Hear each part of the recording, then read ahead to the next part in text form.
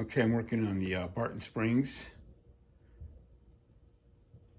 I don't know if I'll make it to the trail. If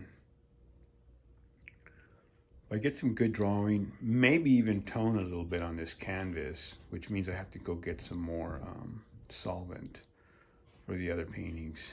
Damn it. Damn it, Jim. Anyways, this is what I'm going to be working on. I'll do a stop action to go with this.